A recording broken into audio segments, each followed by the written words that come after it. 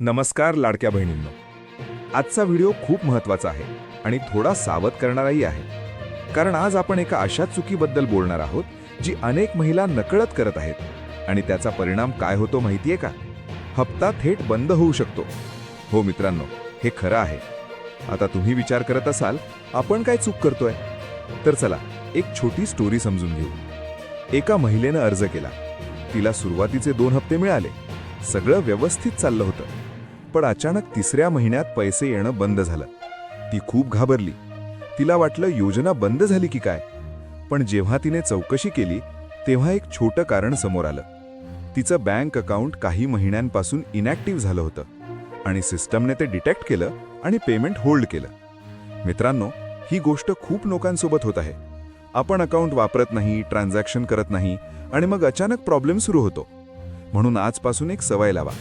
महिन्यातून किमान एकदा ट्रान्झॅक्शन करा. ATM, UPI किंवा बँक व्हिजिट करा. हे छोटं काम आहे, पण तुमचा हप्ता चालू ठेवण्यासाठी खूप महत्त्वाचं आहे. आणखी एक गोष्ट, जर तुमचा मोबाईल नंबर चेंज झाला असेल तर तो बँकेमध्ये अपडेट करा.